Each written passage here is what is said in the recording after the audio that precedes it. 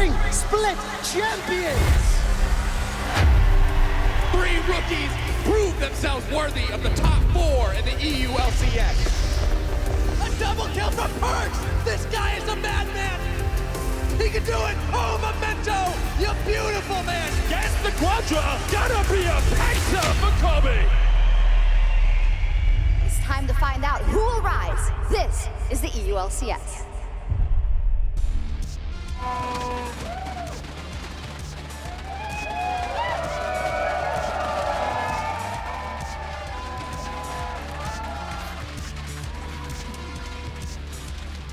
Welcome to week 8 of the EU LCS summer split with only 4 games left for each team. We've got a massive change for tonight. Rekkles is back on Fnatic's lineup, and that is, of course, our top story for Ready Check. I'm Eva Sjokz, supporter, kicking off the day with Ender Frierson and Martin Deficio. Lunga, usually I would ask you how your day has been. Now I don't care. Rekkles is back, baby. Don't listen to that sign, Fnatic. Don't No, do it. Do not first pick Janna. I'm pretty sure I saw that sign in week 1 where it said first pick the Janna, and it's back. If he does that, however, I mean, I would actually feel cheated almost.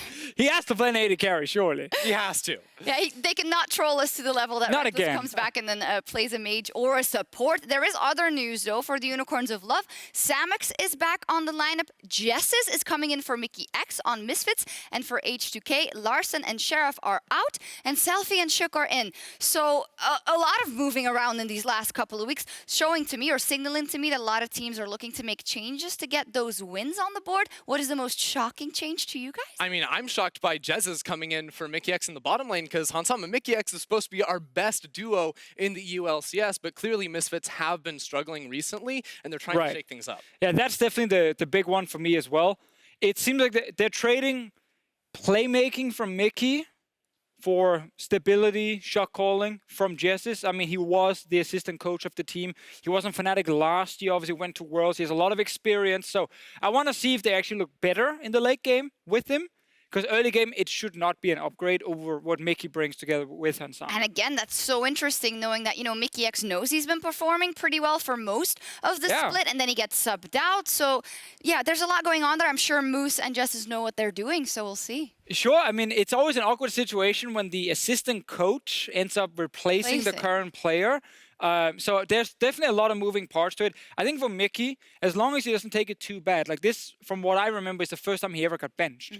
As long as he doesn't take that as, okay, I'm underperforming and everything is terrible, but he goes like, okay, the team's doing something different, it's okay, I'll be back soon, then it should be fine. We'll see how Misfits turn out to play with Jessis in the bottom lane, but in other hot news, the teams will be playing on patch 8.15 this week, so Ender, why don't you break down the changes for us? Yeah, so last week we got the newest patch in League of Legends 8.15, and of course, that brought in the rework of Akali. She's going to be enabled today and through the remainder of playoffs, which means we're going to be seeing some insane playmaking out of our mid laners here in the ULCS. She saw some pretty big buffs and changes to her Shroud as well as her mobility, and is all around a super exciting champion that we're certainly going to be seeing play on because of her insanely high skill cap and potential to try and carry games. But another mid laner that hasn't been around professional play for a while might be back after some changes. That's Fizz, and after some pretty massive buffs to both his scaling on his W and his ultimate, his win rate shot up through the roof. 6% in solo queue means that, well, our pro players have been trying it out, and it might come on over here into pro play. But the biggest change, holistically, of course, has to be to AD carry items. Infinity Edge, Stormrazor, and all the Zeal upgrades had their overall price reduced, meaning that you're going to hit your 3-item spike as an AD carry building these crit items 700 gold sooner. That's the equivalent of farming for 3 minutes. That is a very large buff to the time at which you can pick up those 3 core items, and I think we're going to be seeing a little bit more from these pro teams. Yeah, Ender, is this the big return of the AD carries then? So I'm holding my horses in just a little bit. We're still going to see mages, but definitely a lot of these players like Rekkles, like Steelback that have been sticking on these marksmen or who like to play them are going to love this patch. Fisher, other teams that might be heavily influenced by the changes? If we actually get to see more crit late game AD carries, I would say Splice with Copy. They only really win in the late game. Stall it out as long as you can. That's kind of the only thing they have going for them. And Copy was a great, late game AD carry in the past, where you can then say, okay, if it actually goes this direction, you suddenly look at teams like G2 who might not benefit too much because obviously Yanan has benefited a lot from mages specifically or utility AD carries. But I honestly don't think this patch changes too many things. So we're still going to see Jhin, Xayah, these kind of picks, and not like the full late game AD carries. And of course, still a lot of mages. Yeah, and even though the prices got reduced on the items, you have to look at specifically Infinity Edge. Gold went down a lot, but so did the efficiency of the item. It lost 10 AD just flat off the build, and then also some of that true damage conversion whenever you do get a crit. So the items are overall weaker for these carries late game. Also ban Akali every single solo queue game. Never let her open. She's really strong. Yeah, I've experienced that myself as well. We'll see what kind of changes and what kind of impact the patch will have on the league as we're counting down towards week 8 of the summer split. That means there are only 4 games left for each team to make it to playoffs or to lock themselves in, excluding tiebreakers, in the eventual spot. Now, when we look at the top of the tables, this is where it really piques my interest. Fnatic and Misfits have the shared first place, but a lot of teams under them can get that first round bye if they get place 1 or 2. Yeah, I really don't think our top 2 teams are very clear at the moment. It's just one game separating Fnatic Misfits from those 3 teams underneath it, Sjokz, G2, and Vitality. And specifically for Vitality, I want to be able to look at their actual upcoming matches because just to explain this a little bit, all these highlighted matches, the yellow highlight, those are teams that are within 1 win of them in the standings. And these numbers over on the right is the combined record of these teams that you're going to be playing against. So you look at a team like Sjokz, who's just one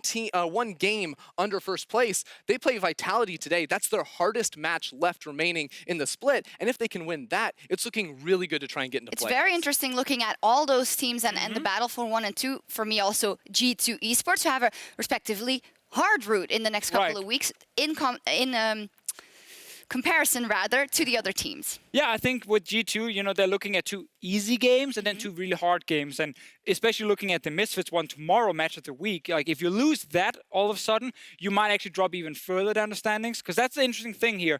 It's no longer a top 2 as you highlighted. It's a top 5 right now. And if you drop one game, you might suddenly be out of the race for number 1. Yeah, you also definitely have to feel good as a Fnatic fan here, too. You look at their combined record of teams they're playing against. It should be a lower level of competition for them to go against, and they're already tied for first, so should look good. Best schedule. On top of that, under that battle for the bye, we also have the playoffs not completely locked in. Giants is one of the teams we're looking at as making that possible miracle run after going 2-0 last week, and that's why I want to put the attention on the individuals that we're expecting to carry their respective teams to playoffs or to first and second place.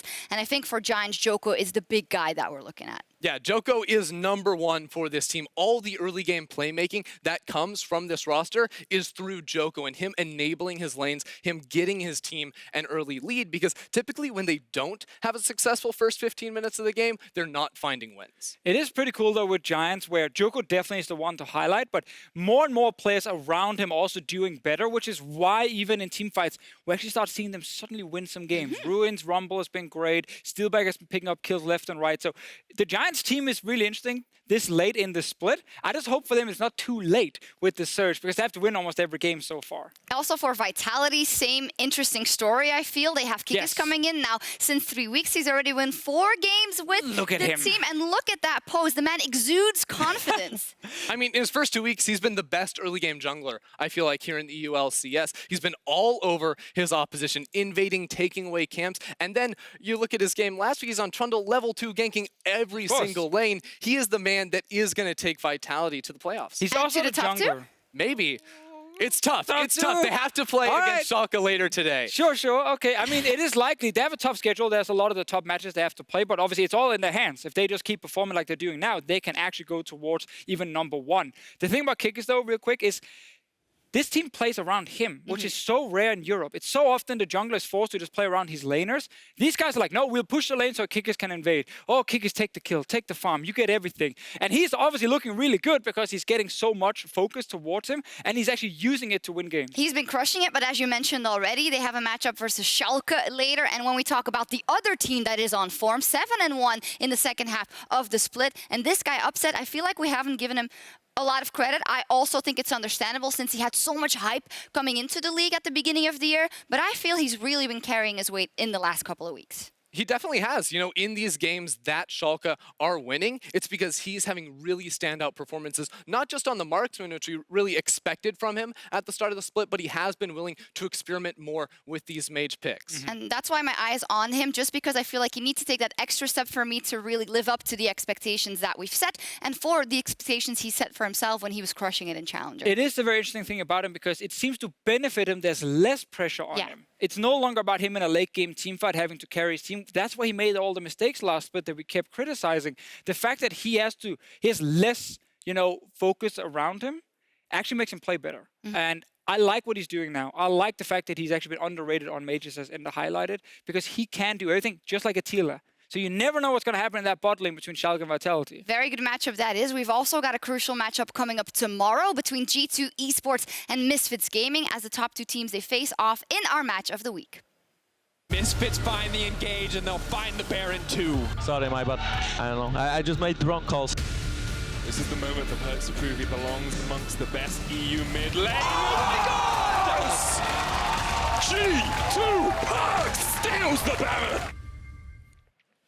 Not top two teams, actually. It's third now. No, they have a shared third place with Schalke now, G2 Esports. G2, yes. They have, sadly for them, dropped down a little notch. But, I mean, you're still in the running here. And 1 week of scrims can be all you need to suddenly bounce back and become the best team. Yeah, and even if they are below, they want to be in that top two. Misfits doesn't want to lose that spot, and especially with the record of Misfits in the last couple of weeks, and with their substitution, they will want to win that match convincingly. Yeah, this is very much a battle for the bye at the top of the standings right now. Only one match separating these two teams, and with the changes they're bringing in, Misfits are definitely trying to shake things Super hype. That is tomorrow. On top of that, you can also watch the POV stream during Game 4, Misfits versus G2, and it'll be on Perks this time on twitch.tv/Riot Games too. Let's hope the curse of of that Unlucky POV for G2, I guess. That's rough. They'll lose with these POV streams. Well, we'll see what happens. But speaking of the top teams, we do have some very important news. It took 6 weeks, but our back-to-back MVP and Fnatic's AD carry, Rekkles, is making his return to the EU LCS. And we just wanted to underline how important both this news is, because how important Rekkles is for the team of Fnatic. He has won 3 EU LCS titles with Fnatic. He's played at 3 World Championships, and he's also led Fnatic to their first EU LCS title since 2015 against G2 in Copenhagen. Now, he received his 2nd MVP in a row in the spring sprint. It was obviously all good things for Fnatic, for Rekkles, and for Caps. Them together really made up the identity of that winning Fnatic in spring and made them hoist a cup in Copenhagen. And that is why what happened afterwards was so disappointing, I think, for a lot of fans of the team and also for Rekkles himself, because at MSI, Rekkles disappointed. He couldn't leave his mark on that tournament, and he couldn't beat the best of the best, in this case, Uzi, a guy he looks up to in that semifinal versus RNG. And after that, he really never picked up. The meta changed. Meta benched himself after playing Janna and Karma in the bottom lane, and we didn't know what was going to happen to Fnatic, but here's the kicker. They were great.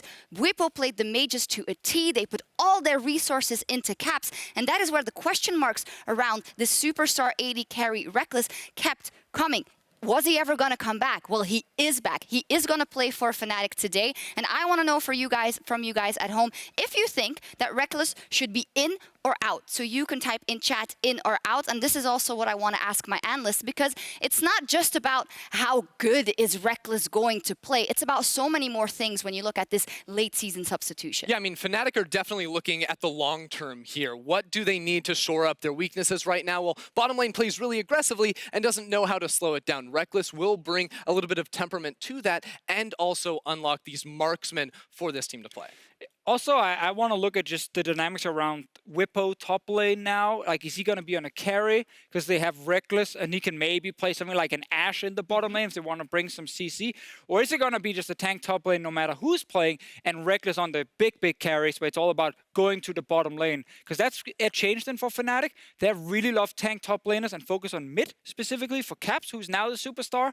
I feel like Reckless kind of enters from the side and being like, wait a minute, I was a superstar. Now you are. I need to take that one back. I mean, they much shared that superstar position together, but as you They say, did. now that it's been Caps and Reckless has been out, the team has put every single resource into Caps Ender, so that might bring, a little bit of change in the strategy for Fnatic as well. I mean, that's what I'm sort of interested to see here is how does the game actually play out? Because when you bring in marksman, you assume that's what Reckless is going to be playing. You think slower early games. You want to scale out, play for the team fights. Very much spring split Fnatic, where Fnatic this split have been all about the early game with Brox and Hylissang's playmaking. I definitely think that with Reckless in the roster, things are going to slow down for them, and they're not going to be quite as proactive. I wonder if Hylissang gets better or worse with this change. With Whippo, they had the advantage of picking a wave-clear bot laner, so you could have a roaming support and it was really effective. With Reckless, if they're playing like a lane where, I don't know, random example, like a Zyra Khan, something that everyone plays. If they grab that, you're not really looking at the roaming suddenly from Hylissang, you're actually looking for them to win the lane. And if that happens, again, I just want to see what happens to the rest of it. So many questions. Also the dynamic of the team, because now Whippo and Soaz are sharing that top lane position again, which may have led to a couple of issues in the team as well. Who knows? A lot up on the cards. You guys are convinced, though, that Reckless should be in at this point in the split, which isn't too surprising at all. And I think we'll be following that up before Fnatic Giants as well and seeing exactly how it turns out, how that superstar AD carry it's good he's back. makes his return. I think the fans are very happy, so we'll see what happens. So moving on, we talked about the new patch already, so I'm going to challenge you guys to whose build is it anyway? You'll get a build from professional play and some champions, and the job is simple. Simply combine the build with the right champion. Sounds simple enough. First up, here is build number 1. Let's take a quick look-see. We have a Shirelias. We have the Sorcerers. Okay, Dark Seal. What do we think? You have to choose between Elise, Nidalee, Taliyah, and a Mumu.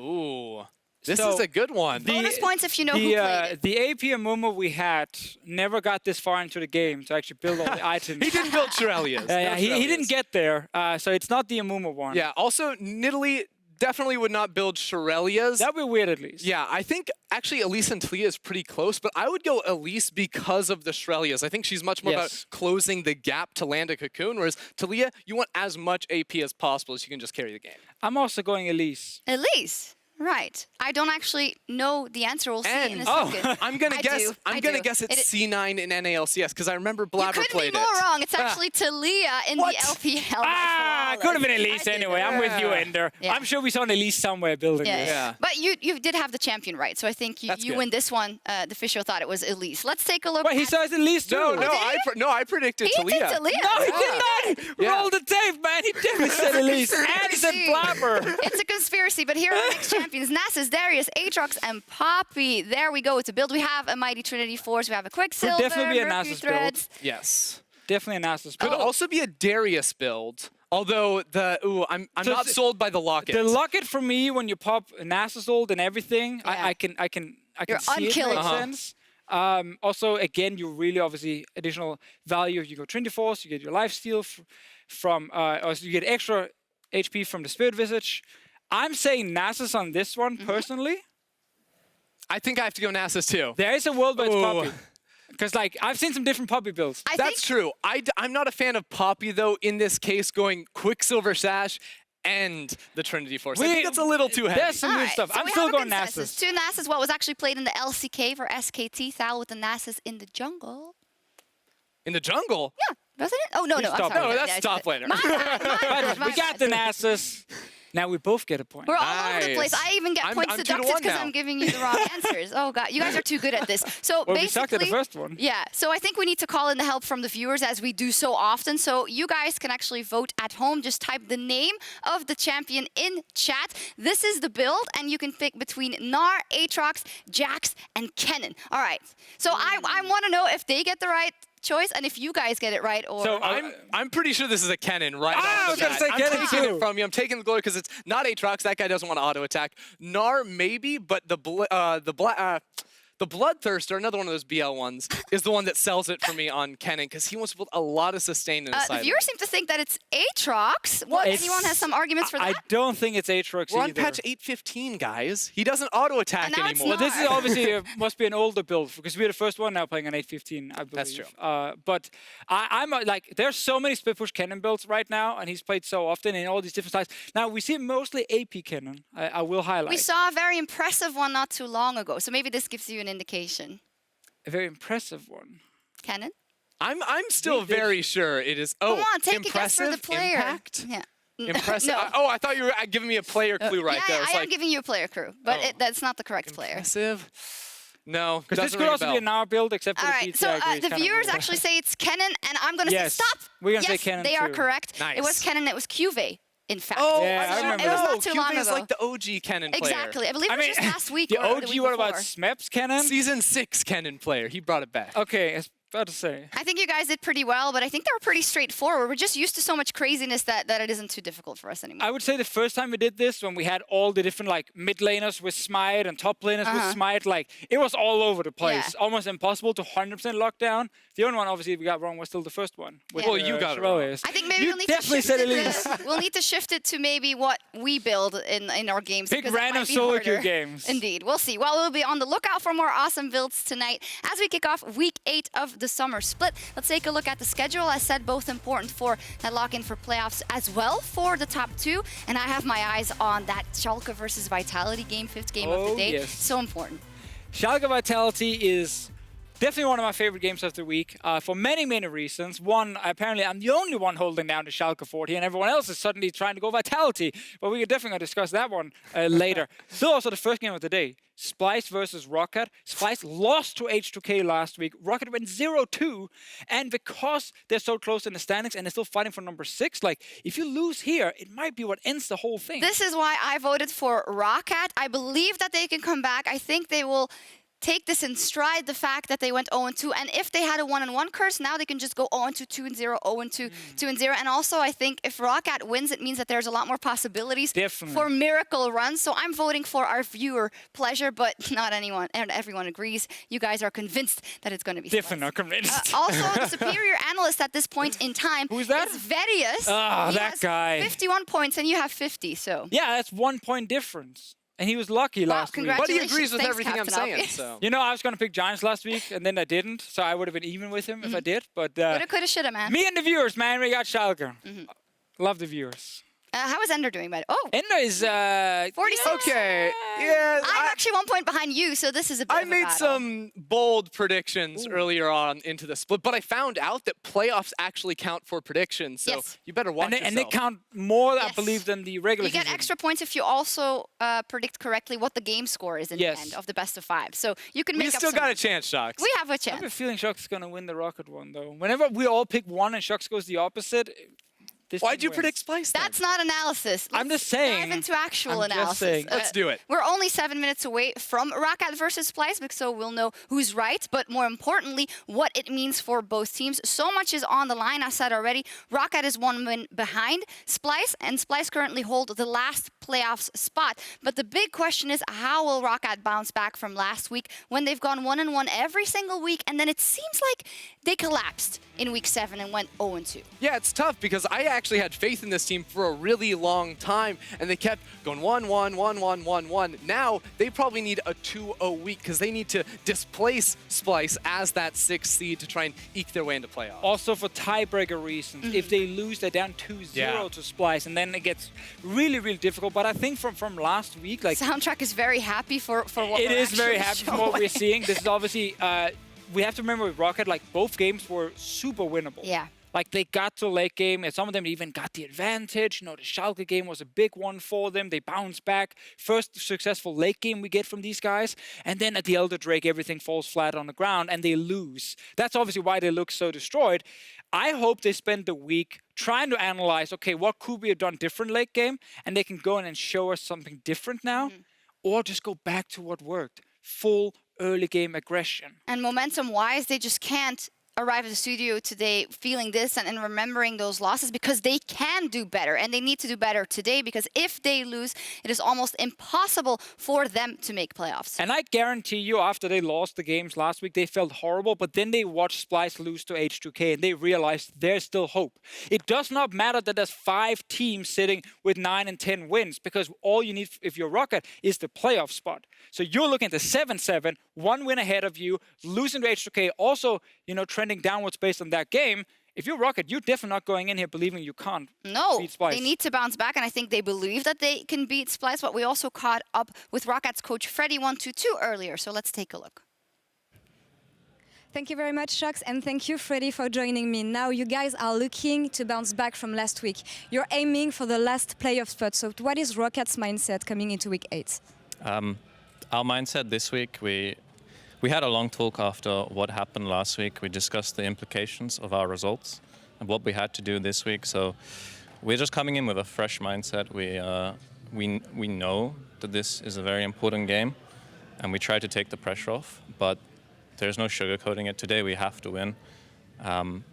We've done everything we can to prepare for this game. Can we talk a bit more about last week? Because I saw some of your players looked truly heartbroken, especially after Friday's game. So what did you do to cheer them up? Yeah, I mean, for a bit of context, we've improved so much over this year. We had no expectations at the start of the year. This split, we came in with a lot of expectations, and now we feel like we kind of threw that away in the last 2 weeks. So yeah, we're just looking today to remedy that, and yeah, that's all really. It's all about today's performance. Yeah, and you're about to face Splice in what could be the most important game of your year and of the split. So what's the angle of approach here? I mean, Splice actually a very similar team to us, I think, in the way they approach the game and the champions they pick. So going into this game, I think both teams probably have a good idea of what is going to be picked. So we've just worked on what we think our strengths are. We're picking what we're comfortable with, and as I said, it's all about the performance today from that point on. Yeah, and I wish you a good luck on this one. Thank you very much again for joining me before your game. Now, I also took some time to talk to Splice's coaching staff about the upcoming game. So they should be able to take down Rocket, as they say, but as per usual, their biggest enemy is themselves. Now back to you, Sjokz. There we go, a lot of good information. I also really feel with Freddy. You see, when he was thinking back to last week, he also feels like they made such a big mistake and they hope they can make up for that today. I absolutely love the approach they had coming into the year, saying we don't expect too much, but then after a successful spring split, they actually are like, hey, we can do something in summer. We can fight for more than just a quarterfinal. We want to go further. They're suddenly looking at Worlds as a potential thing. And then you have this kind of weekend where you lose both your games and you might not even make playoffs. Like, it's such a roller coaster of emotions for still a very young team. It is, and similarly for Splice, what Laura said there, they said their biggest enemy is themselves, Ender. And this is where they have to be their biggest friend, because they need to pick up those wins to not only lock playoffs for Splice, but hopefully aim a bit higher in the standings as well. Exactly. This is a team that very much needs to take some of the changes on 8-15, let Kabe get into the later stages of the game. They can't lose too hard early on, otherwise they really struggle to find their way back in. Talk about copy. What else are the win conditions? Copy? Carbon copy of his great Jin performance is what Kabe should do, but what are the other win conditions for Splice? Yeah, so for Splice, I was looking at it, and I think that they need to draft Odwamne, a very strong split pusher, and play around him later on in the game in the side lanes. Because watching Rocket's game last week against Giants, they really struggled to shut down a strong split push from Betsy. And I think for Splice, Odwamne is that player that they can put the resources into and try to play around, tug at the strings, and try to abuse the macro game of Rocket. Could also give them a lane to play around in the early game, which is something they tend to kind of lack. It can be very passive when you watch a Splice game because they don't have these key openings that they're always aiming for. So when we look at Rocket and when we know the strengths and so also what Splice has to patch up, what is Rocket's game plan? Well, you said, get Odwamne on a split pusher and he has to win. I think for Rocket is actually try and shut down Odwamne because he's a player, when you gank him, who's been very open to give up a lot of kills. And I think with Memento and Prophet, you have a combination on the side of Rocket that can get ahead early game, that can shut down an enemy top laner. And when Prophet is ahead, he's really good at snowballing that advantage to the rest of the team. He is the guy who calls all the big shots. points when it comes to moving around the map. And that hopefully means you finish the game before you go late game. Bottom line, that's important. Do not go late game if you're Rocket. Why do you not trust in them? You are a weaker late game team than Splice. You showed last weekend what happened when you go late game is you drop the ball at the key moments. I think they need to snowball early, fast, and quick. Don't go towards late game. Alrighty, let's see what happens. Majorly important game for Splice and Rocket. They're fighting tooth and nail to secure a playoff spot. Let's see who takes the win today. Thank you very